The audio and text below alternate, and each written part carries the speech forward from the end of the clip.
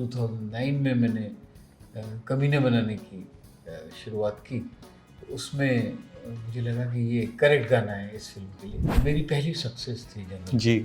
शाहरुख उस फिल्म में काम नहीं कर रहे थे, पर जब शाहरुख ने वो गाना सुना तो उन्होंने मुझे फ़ोन किया। उन्होंने बोला कि मुझे इतना दुख लग रहा है कि ये गाना तो मेरे लिए था, मुझे परफॉर्म करना था।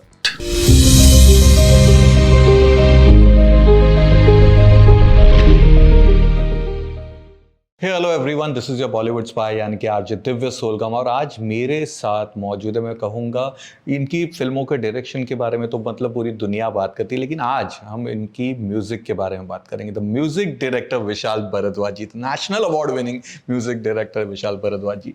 Sir, it's an honour always talking to you. और अभी तो ये मतलब मुझे लग रहा है ये विशाल भारद्वाज फेस्टिवल मंथ चल रहा है, you know, back to back with 2 great content coming out. तो सबसे पहले तो जो खुफिया का गाना, एक तो आपकी आवाज़ में कल मैंने सुना, it was like wow wow wow. Sir, कैसे, मतलब हर फिल्म में, थ्रिलर्स में एक डिफरेंट ये होता है, खुफिया has got something different element, लेकिन इसकी म्यूजिक के बारे में कुछ बताइए। या खुफिया का म्यूज़िक बहुत स्पेशल है बिकॉज़ एज़ ए सब्जेक्ट अगर आप देखें तो उसमें म्यूज़िक का स्कोप नहीं है। जी। और इसमें मुझे वही जो अनम्यूज़िकैलिटी जो थी उसी में म्यूज़िक तलाशना था, जो कि मेरी तलाश थी। तो उसमें एक जो जो एक गाना है मेन जो भी पहले हमारा रिलीज़ हुआ है, दिल दुश्मन जहाँ है दिल गूंगी ज़बाँ है। वो एक फ़िल्म का हमारा थीम था, ओह। जो व्हिसल पे एक थीम पूरी फ़िल्म में चलता है और जो कि पूरी फ़िल्म का थीम है, वो खुफिया का थीम था। उस पे हमने 1 डेढ़ साल पहले एक व्हिसल का थीम रिलीज़ भी किया था। तो मुझे लगा वो मेलोडी इतनी अनयूजुअल है कि उसको अब वर्ड्स में इंटरप्रेट करके देखना चाहिए। हम्म। तो फिर गुलजार साहब ने वो गाना लिखा, बहुत खूबसूरत, हर धड़कन, हर साँस पे पहरा रखता है, दिल में एक जासूस है पीछा करता है।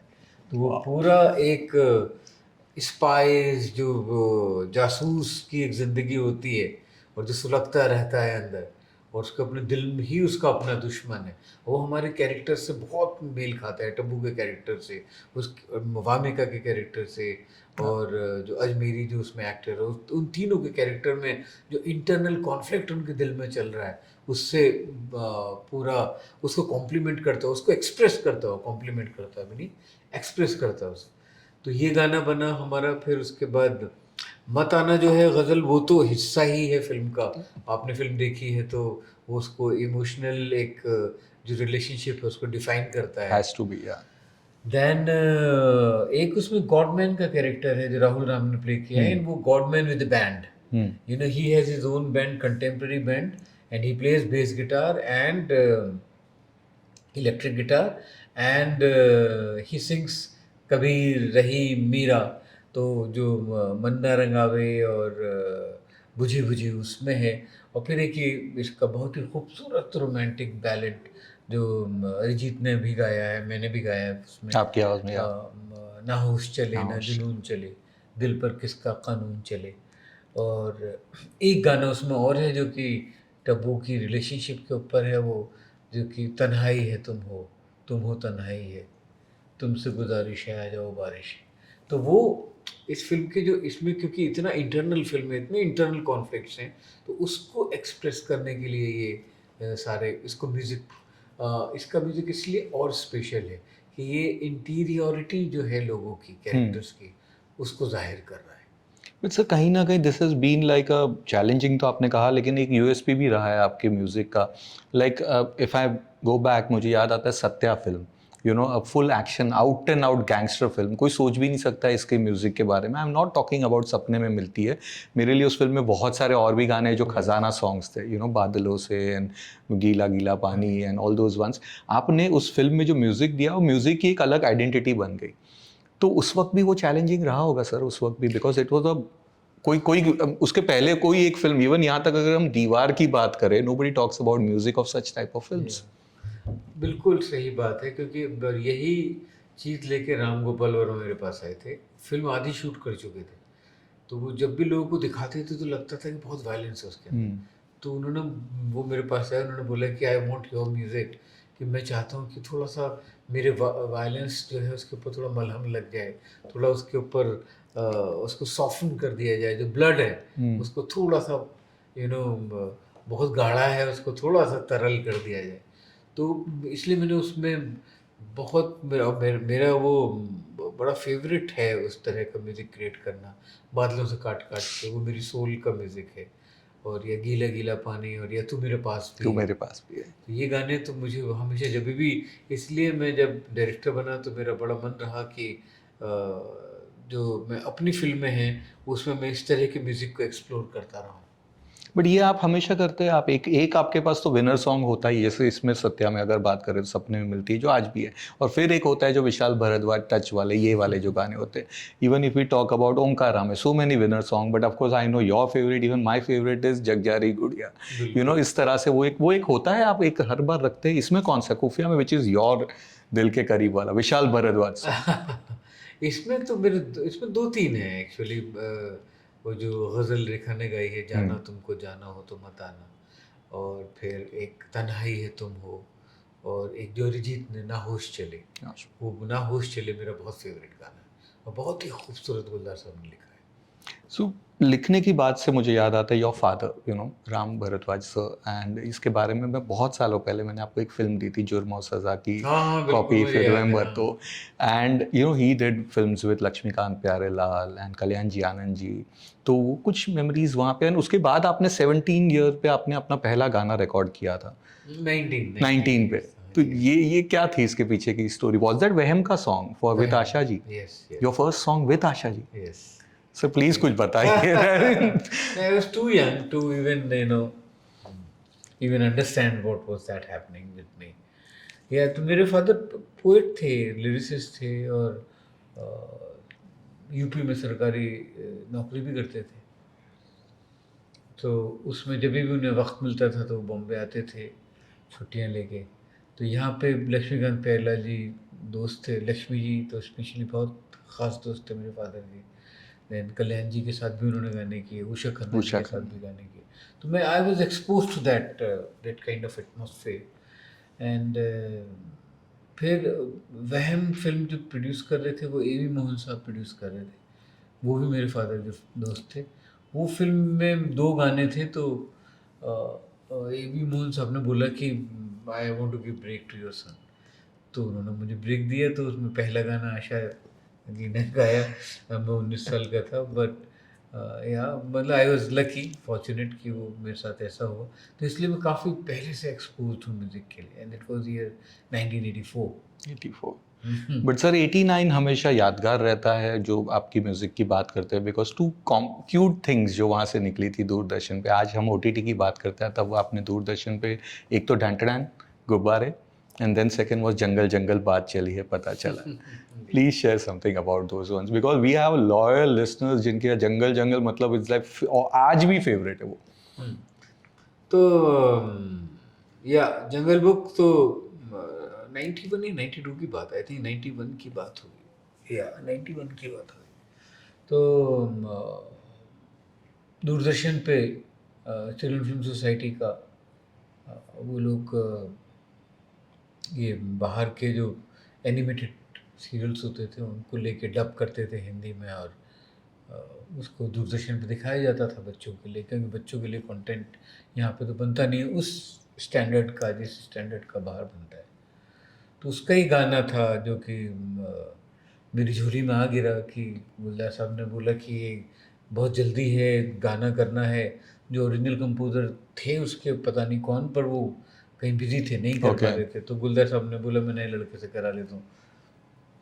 That's how I was brought in, and हमने गाना किया, and that song became what, या एंड तो जंगल बुक बहुत ही मेरी पहली सक्सेस थी जंगल जी। बुक। वो गाना इतना पॉपुलर हुआ था, इतना बड़ा हिट हुआ था।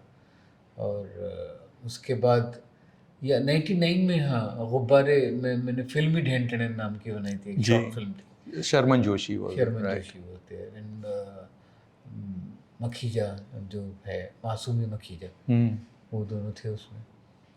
तो मुझे लगा था वो गाने को जस्टिस मिला ही नहीं। वो जो जब किया था वो था भी अलग, पर मुझे लगा उसको जस्टिस नहीं मिला था। तो फिर जब 99 के बाद 2009 में मैंने कमीने बनाने की शुरुआत की, तो उसमें मुझे लगा कि ये करेक्ट गाना है इस फ़िल्म के लिए, तो वहाँ वो ढन ढनन का इतना वक़्त इतनी जर्नी लगी ढन ढनन को ढन ढनन बनने में 11 साल लगे। Of course, it became such a big and cult song. Sir, गुलजार साहब के साथ जो आपका एसोसिएशन, टचवुड, इट्स लाइक पंचम दा के बाद व्हेन वी टॉक अबाउट गुलजार साहब, इट्स विशाल भारद्वाज. आपके करियर में जब एक बड़ी फिल्म जो सुपर हिट जिसका म्यूजिक हुआ था, you also got R D Burman award for that. तो वहाँ से जो कहीं ना कहीं पंचम दा का ब्लेसिंग्स, गुलजार साहब का साथ, ये जो पूरा एक connection, you feel there something there which is giving those blessings. Of course and Pancham da का फ़ैन कौन नहीं रहा है। डी बर्मन साहब ग्रेट कंपोज़र एंड ऐसा नया साउंड और एक नई फ्रेजिंग्स रहती थी उनकी। उनका क्लासिकल सॉन्ग भी अगर कोई इंडियन क्लासिकल करते थे तो उसमें भी कुछ उनका अपना रंग आता था। गुलजार साहब के साथ इतने गाने किए उन्होंने, तो आर डी बर्मन की तो बात अलग है, आई एम श्योर उनकी ब्लेसिंग्स ही हैं जो मैं आज यहाँ पे हूँ। बट गुलजार साहब के साथ का फर्स्ट डे इंटरेक्शन, हम लोग हमेशा सोचते कि कैसा हुआ रहेगा, विशाल भारद्वाज जाके मिल रहे हैं गुलजार साहब को, एंड गुलजार साहब सीज के एक स्पार्क है इस लड़के में, चलो इसके साथ कुछ करते हैं. आज वो भी सोचते तो होंगे कहीं ना कहीं. हाउ वाज हाँ, दैट वो तो पारख ही है कि उन्होंने मुझे परख लिया और मुझे तो खुद अपने ऊपर इतना कॉन्फिडेंस नहीं था जितना उन्होंने मेरे ऊपर दिखाया। और या आई एम फॉर्चुनेट कि ये मेरे साथ हुआ। ऑब्वियसली मैं गुलजार साहब का बहुत, और वो ऐसा नहीं था कि एक दिन का प्रोसेस ओके. था, सालों का प्रोसेस था वो। एक तो गुलजार साहब की पोइट्री का मैं बहुत बड़ा फ़ैन था। उनकी पोएम्स मुझे ज़बानी याद थी, उनकी किताबें याद थी, ज़बानी याद हैं। और जब मैं उनसे मिला तो पहली बार में तो ऐसा नहीं हुआ, बट ऑब्वियसली जब मिलता रहा, उसमें भी गैप्स आते थे मिलने में बहुत। पर फाइनली जब पहला गाना उनके साथ हुआ, दाने अनार के एक सीरियल था, उसमें सुरेश जी ने, एक्चुअली सुरेश वाडकर जी बहुत बड़े रीज़न हैं उसके लिए। सुरेश जी ने गुलजार साहब को फ़ोन करके बोला था कि ये लड़का बहुत अच्छा कंपोज़र है, आप इसे एक बार मिलिए, ये अब एक सीरियल का गाना आपसे कराना चाहते हैं। तो गुलजार साहब ने सुरेश वाडकर जी की वजह से मुझे एंटरटेन किया था, और वो गाना गुलजार साहब ने लिखा और उसके पैसे भी नहीं लिए थे, अच्छा. क्योंकि सुरेश वाडकर ने बोला था, एंड सुरेश वाडकर जी ने वो गाना गाया था। बहुत यस. खूबसूरत गाना। How was माचीज experience, because Lata ji से आपने गाने गवाए, उसमें कहीं पे कोई झिझक थी, हेजिटेशन था, बिकॉज थी Lata Mangeshkar, you have been, मैंने आपके पुराने इंटरव्यूज़ भी पढ़े कि आप बहुत बड़े फ़ैन रहे लता जी के. तो कहीं क्या था सर, कैसा मतलब, because Paani Paani Re is today also, we the moment we say वो 90s में से, it's one of the iconic song of Lata ji. जी, लता जी का तो कौन फ़ैन नहीं है, और लता जी तो बहुत बड़े आर्टिस्ट थी। और बॉम्बे आने के वक्त में जब मैं आया था तो मुझे एक ही सपना था, दो थे सपने एक्चुअली। एक गुलजार साहब का गाना करने को मिल जाए और एक लता जी मेरा गाना गा लें। तो वो दोनों एक में ही हो गए, दोनों सपने एक साथ मिलके पूरे हो गए। तो ऑब्वियसली लता जी जब पहली बार गाने आई तो मैं बहुत डरा हुआ था। पहले तो वो लता जी गाना टेप उनको भेजना पड़ता था। वो गाना सुनती थी, वो डिसाइड करती थी कि ये गाना उन्हें गाना है कि नहीं गाना है। तो मैंने गुलजार साहब ने मुझे फ़ोन किया जब मैंने गाना बनाया, तो पहला गाना उनके साथ ए हवा कुछ तो बता, वो हुआ था, जो कि जिस फ़िल्म के लिए बना था तो वो फ़िल्म बंद हो गई थी। अच्छा. पर वो गाना हमारे पास था, तो फिर गुलजार साहब ने बोला इसे माचिस के साथ रिलीज़ कर देते हैं, नहीं तो ये गाना रह ही जाएगा। तो वो गाना पहली बार गाना मैंने लता जी को भेजा गाना, और उन्हें बहुत अच्छा लगा, एंड शी कॉल्ड मी। उस वक्त कुट्टी साहब करके थे जो उनके सेक्रेटरी हुआ करते थे, तो उन्होंने मुझे फ़ोन किया कि दीदी बात करना चाहती हैं। फिर लता जी गाने के लिए आई।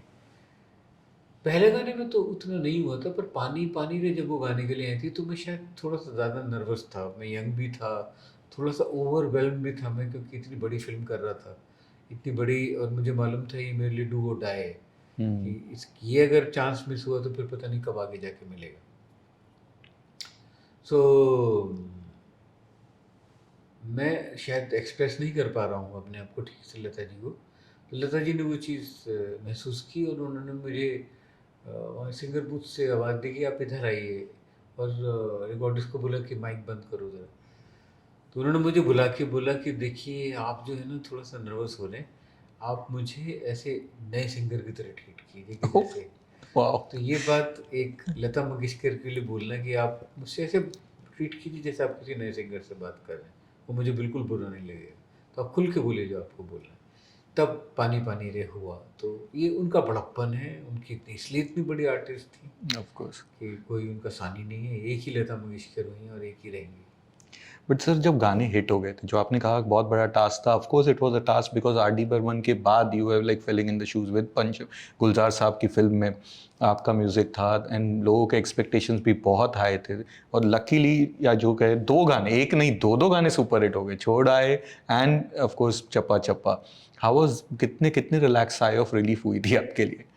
ऑब्वियसली मतलब it was a dream come true, क्योंकि ख्वाब की ताबीर हुई थी, सपना पूरा हुआ था, जिसके लिए पूरी ज़िंदगी लगाई हुई थी दाँव पे। और बहुत स्ट्रगल की थी, तो बहुत बहुत बड़ा रिलीफ था, बहुत बड़ा सुकून था, बहुत खुशी थी। अक्सर ये जानना चाहूँगा कि वो जो त्रिमूर्ति ऑफ इंडियन सिनेमा के जो सिंगर्स होते थे, यू नो मुकेश साहब, रफ़ी साहब एंड किशोर दा, व्हिच वर योर फेवरेट? जिसके साथ आप कहे कि यार काश मैं इनके साथ कुछ गाने बनाता, कर मुझे सकता। किशोर दा बहुत बहुत ही ज़्यादा पसंद थे, बहुत ज़्यादा, बहुत ही वर्सेटाइल और एक अजीब-सी एबंडेंस था उनकी आवाज़ में, वो मुझे बहुत फेवरेट थे। एनी ऑफ योर सॉन्ग जो जैसे जब आपने कंपोज़ किया था सोच के कि काश किशोर दा ये गाना गाते, लाइक जो अरिजीत सॉन्ग जो आपने भी गाया होश, या वो गाना जो यू है नो ना, मुझे होश एक चले बिल्कुल, मुझे मुझे आराधना का गाना जैसे वो था ना, कोरा कागज़ था ये जी, मंज़र का, यस, उस तरह का फ़ील आता। तो उसमें स्पेशली वो जो शुरू में हमिंग है, या हे, वो जो आराधना में था, ऐसा जब मैंने कंपोज़ करके इसको किया तो मुझे लगा कि हाँ, थोड़ा-सा उस तरह का किशोर दा अगर होते तो और बहुत अच्छा लगता है। पर अरिजीत ने भी उतने खूबसूरत गाया। Of course. And sir Chachi 420 I have to talk on this because 2 चीज़ है उस फ़िल्म से, एक तो कमल हसन से आपने गाना गवाया and Rekha ma'am. I mean my favourite song is एक वो दिल। उनको पता है वो चीज़, मैंने उस पे घंटों डिस्कशन हाँ, किया हुआ है हाँ, उस हाँ। सॉन्ग के ऊपर। जी। But how was that experience? Comedy film again ये भी एक टफ चीज़ था बिकॉज़ म्यूज़िकल फ़िल्म नहीं थी वो। म्यूज़िक उसमें नहीं होता तो भी एक पिक्चर की एक अलग ही पूरी पहचान थी। स्टिल उसके गाने हिट हो गए थे, गाने आज भी लोगों के फेवरेट है। कुछ बताइए उसके बारे हाँ, क्योंकि उसमें म्यूज़िक का स्कोप तो था ही था और जो जो कमल खुद बहुत अच्छा गाते हैं में? और उनके साथ जब मैं इंटरेक्ट करता तो बड़ा अच्छा वो ट्यून्स के ऊपर रिएक्ट करते थे और कि ये ट्यून अच्छी है, उनको ये एक वो दिन भी बहुत पसंद था गाना। और जो पहले डायरेक्टर थे उससे पहले कमल डायरेक्ट नहीं कर रहे थे, पहले कोई और डायरेक्ट कर ओके। रहे थे। या उनको भी बड़ा पसंद था, पर फिर बीच में पता नहीं क्यों जाके उनको हो गया था कि ये गाना नहीं, रेखा की आवाज़ में नहीं रखना, किसी और सिंगर से कराना है। तो मैंने स्टैंड लिया था कि ये आप ये मत सोचिए कि मेरी बीवी है, मैं इसलिए बोल रहा हूँ कि अच्छा है। मुझे लगता है कि this song is best in her voice. उस बीच में फिर कमल हसन और उनका कॉन्फ्लिक्ट हो गया, तो कमल को तो पसंद ही था बहुत, कमल साहब ने गाना रखा और तो कमल इतना अच्छा गाते थे, तो वो जो उसमें एक सिचुएशन थी कि उनकी छोटी बच्ची थी, हुँ। जिसको कि उस वक़्त बड़ा गाना फ़ेमस हुआ था मैकरीना। हुँ। तो उन्होंने बोला कि मैं चाहता हूँ कि मैकरीना को किसी तरीके से यूज़ करें और ये जो है चाची भी उसमें कुछ गाए और टब्बू भी कुछ गाए और क्योंकि अ, बच्ची को मैकरीना पसंद है, तो फादर और डॉटर का एक उसमें कम्युनिकेशन भी हो गाने में। तो उसमें मैंने वो फिर गाना बनाया, वो जो था जागो गोरी जा गोरी जागो। हाँ, तो बहुत ही फ़नी गाना था, सैया येस, की मूछें करें गुदगुदी, इतना बढ़िया लिखा था। उसमें आप देखिए कि मैकरीना पूरा ये इंडियन क्लासिकल स्टाइल में गाया हुआ है। या तो बहुत अच्छा था, उसमें दौड़ा-दौड़ा भागा-भागा सो बहुत अच्छा सो गाना या था। फिर चिकनी चुपड़ी चाची, वो तो तो बड़ा बड़ा मज़ा आया था वो म्यूज़िक करने में। जिस तरह कमल हसन से आपने गवाया, एक और person that is Amitabh Bachchan, Nishabd. और क्या गाना है सर, जी, रोज़ाना उफ़! मतलब रोंगटे खड़े हो जाते हैं। Must be like again a dream come true because he is yes. Known for his acting, वो काम तो साथ में आपका बट एक आवाज़ में उनसे गवाना वो चीज़। हाँ, ये बहुत ही, क्योंकि बच्चन साहब के साथ काम किए बिना ज़िंदगी अधूरी है किसी भी क्रिएटिव आदमी की, क्योंकि इतने कमाल के एक्टर हैं वो, इतने बड़े आइकॉन हैं। अनफॉर्च्यूनेटली हम लोग आज तक कभी कुछ चीज़ें ढूँढ ही नहीं पाए। वो उनको भी बड़ा वो लगता है, अब कहते हैं वो कि मुझे भी इस बात का दुःख रहेगा कि हम दोनों ने साथ में काम नहीं किया। पर ये जब गाने की अपॉर्चुनिटी आई, क्योंकि बच्चन साहब उस फिल्म में काम कर रहे थे, जी। अगेन रामू मेरे पास आए कि आई वांट अ सॉन्ग, मुझे एक गाना दो इस फिल्म के लिए, मुझे चाहिए। तो उस वक्त रोज़ाना गाना बना और बहुत ही अच्छा गाया बच्चन साहब ने। एंड मैं भी बहुत बार सुनता हूँ वो गाना। तो उस दिन भी कुछ थी नर्वसनेस के? नहीं, बच्चों वो बड़ा अजीब हुआ था, क्योंकि अजीब भी नहीं, क्योंकि बच्चन साहब एक्चुअली उसमें उल्टा था, वो मुझसे कॉन्शियस थे। अच्छा। हाँ, वो चाहते थे कि मैं रिकॉर्डिंग स्टूडियो में ना रहूँ। उनको वो कॉन्शियस थे कि मैं विशाल, तुम रहोगे तो मैं तो कॉन्शियस रहूँगा। तो आदेश श्रीवास्तव मेरे भी दोस्त थे और उनके भी बहुत अच्छे दोस्त थे। तो फिर ये तय हुआ, उन्होंने बोला कि मैं आदेश के साथ गाऊँ, तुमको प्रॉब्लम नहीं है? तो मैंने बोला नहीं, आदेश तो मेरा दोस्त है, आप गाइए, पर मुझे बड़ा दुःख रहेगा कि मैं आपको गाते हुए देख नहीं पाऊँगा। उन्होंने बोला नहीं, फिर तो दुःख तुम्हारा बेहतर है कि मेरा दुःख ये होगा कि मैं गा ही नहीं पाऊँगा अगर तुम रहोगे तो। तो फिर बच्चन साहब ने गाना किया, मैं कहीं दूसरी जगह बैठा हुआ रहा जू में कि जब गाना हो जाएगा मैं तुमको बुलाऊँगा। फिर गाना होने के बाद फिर बच्चन साहब ने मुझे बुलाया कि आप आइए, गाना सुनिए। मैंने सुना, मैंने कहा इतना खूबसूरत गाया है, तो ये कहानी थी इसकी बच्चन साहब के साथ। This is like a biggest, मतलब कि बच्चन साहब गा रहे हैं, you are not there and या और मुझे उन्होंने भेज दिया बाहर कि आप, मैं नहीं गाऊंगा, आप रहेंगे तो आप बाहर जाइए, जब गाना हो जाएगा मैं आपको बुलाऊंगा। सर, इतना म्यूजिक आपने इतना दिया हुआ है, of course you have been ardent cinema lover, तो जो लेजेंड्स कभी आके आपसे बात करते कि मुझे ये गाना आपका पसंद है, ऐसी कोई किस्से बता सकते हैं आप, इफ यू कैन शेयर? हाँ, जैसे अभी ये फिल्म आई थी डार्लिंग्स, उसमें मैंने म्यूजिक किया था। जी। उसमें एक गाना था अरिजीत का, दिल हमारा लाइलाज है, लाइलाज गाना था। तो शाहरुख उस फिल्म में काम नहीं कर रहे थे, पर जब शाहरुख ने वो गाना सुना तो उन्होंने मुझे फ़ोन किया। उन्होंने बोला कि मुझे इतना दुख लग रहा है कि ये गाना तो मेरे लिए था, मुझे परफॉर्म करना था। And he start singing the song, उसने पूरा गाना गा के सुनाया मुझे, उन्होंने, शाहरुख ने।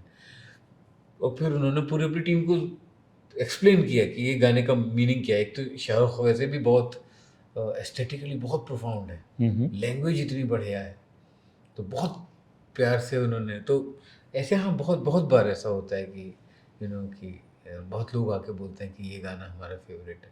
अब के यंगस्टर्स में तो ये होता है कि अरे हम तो स्कूल में थे जब 3 साल का था मैं, जब जंगल बुक आया था, मैं मकड़ी देख के डर गई थी। अब तो yeah. Thank you so much and God bless you, and please keep giving us wonderful songs. We require it. Hindi cinema requires that. Thank you. Thank you Thank you, so sir. much. Thank you so much. Thank you. Radio Nasha.